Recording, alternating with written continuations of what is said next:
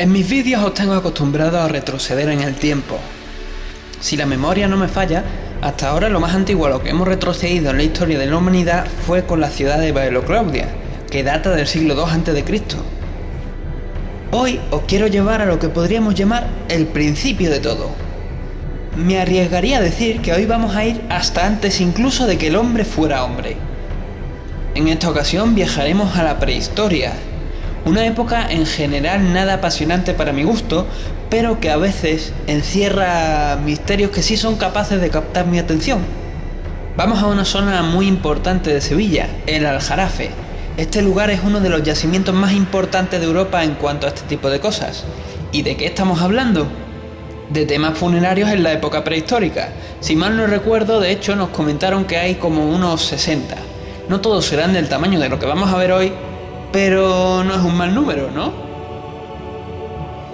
El tema es que esa cantidad de enterramientos se debe a que antes aquí había un asentamiento prehistórico, que se pusieron aquí aprovechando que aguas más abajo estaba el mar. De hecho, solo estaba a unos kilómetros aguas abajo.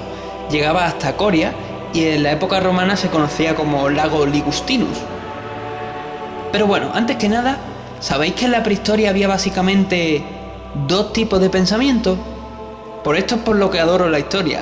Somos lo que somos por lo que nuestros antepasados fueron. ¿Acaso pensáis que a día de hoy hemos evolucionado realmente? Pues bien, en aquella época estaban por un lado los cazadores, que pensaban que ellos eran parte de la naturaleza y se iban moviendo con ella. Vamos, que de esa gente no nos quedan construcciones sencillamente porque no las hacían. Ellos vivían en cuevas. ¿Os suena de algo Altamira?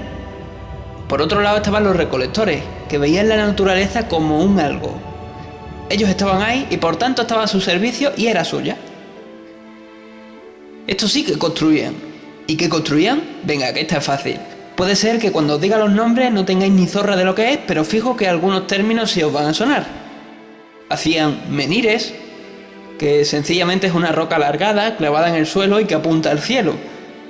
De hecho, de ahí vienen los miliarios romanos, que servían para medir distancias en sus carreteras y al mismo tiempo marcar hitos, y que terminaron evolucionando, si así podemos llamarlo, a lo que a día de hoy en España conocemos como mojones. Otro tipo de construcción que había era el cromlech. Esto ya es algo un pelín más complicado porque es lo mismo, solo que más trabajado, ya que son un montón de menires puestos en círculo. ¿Os suena? Stonehenge en Inglaterra es un cromlech. Podéis leer un montón de cosas sobre esta construcción. Lo cierto es que tan solo creen que saben para qué servían. Sin embargo, todos sabemos que creer no es saber, ¿verdad? De todos modos, es muy complicado estudiar este tipo de cosas porque hay un problema, que es que no hay escritos de la época. Y un último tipo de construcciones así características que hacían eran los dólmenes. Y este es el que nos interesa hoy porque es el que vamos a ver. Y vamos, como ya os he dicho antes, tampoco es complicado de entender. Un dolmen consiste en una o varias piedras colocadas en horizontal que son soportadas por varias piedras clavadas en la tierra y mirando hacia el cielo. De esa forma conseguían crear una cámara. Este tipo de construcciones se usaban como enterramiento, aunque también tenían otras funciones. Y es que en aquella época la gente normalmente no se peleaba entre sí, sino que cada facción, cada tribu, intentaba destrozar el mayor número posible de enterramientos de la otra familia. Recordad la forma de pensar que antes os dije que tenía esta gente. La tierra era suya y tener un enterramiento en ella significaba que esa tierra era más suya aún. Perderlos iba a ser como un deshonor o una pérdida de poder, valga la redundancia. Al final, el que hubiese perdido más enterramientos era el que perdía. Como veis, esta gente estaban colgados. Seguramente se lo habrían pasado pipa jugando a Age of Empires.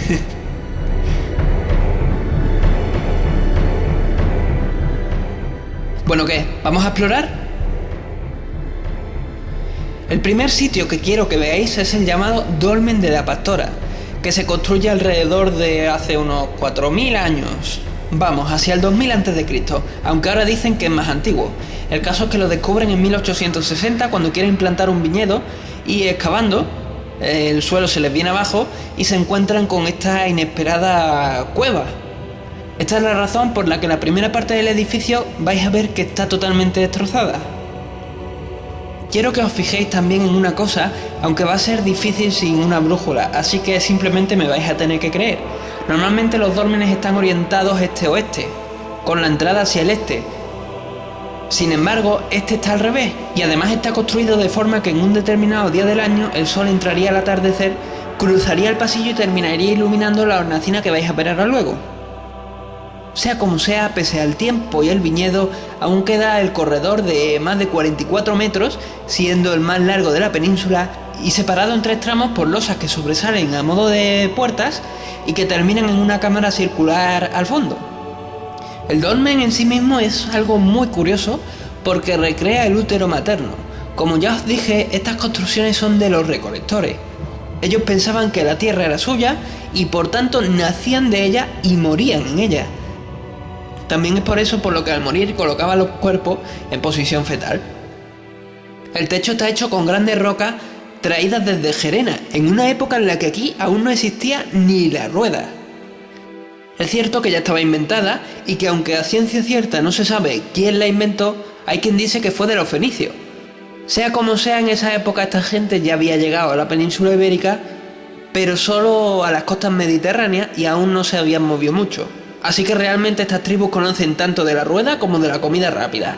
Vamos, nada. Debieron tardar como 3 meses en traer esas piedras de un sitio, como ya os he dicho, Gerena, que para el que no sea de aquí tampoco es que esté a una distancia tremenda. Dicho sea de paso, antes de que se me olvide, el tono rojo ese que le veis no es de la roca, sino que la pintaron con sangre animal.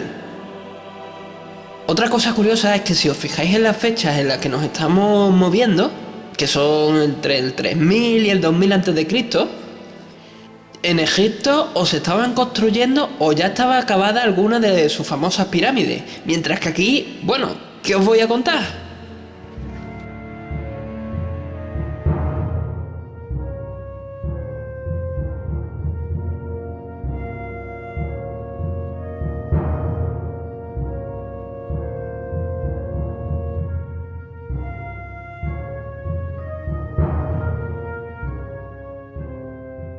El siguiente y último sitio al que hoy vamos a ir es el dolmen de Matarrubilla. Y no es que aquí matasen a una rubia, o quizás sí, quién sabe. Este fue el segundo dolmen que se encontró en Valencina, que es el pueblo donde está todo esto. Al igual que ocurrió con el anterior, fue descubierto por temas del campo.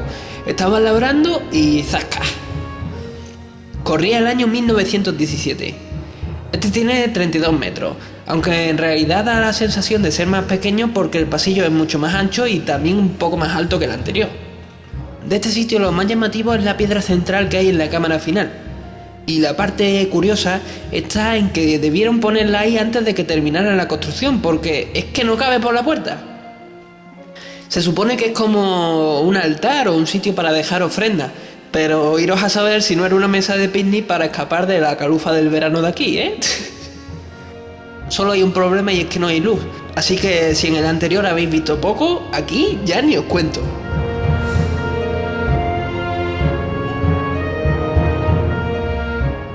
Nada, os dejo, que ya es hora de comer y me están esperando unas croquetas y unos huevos bechamel de estos que quitan el respiro.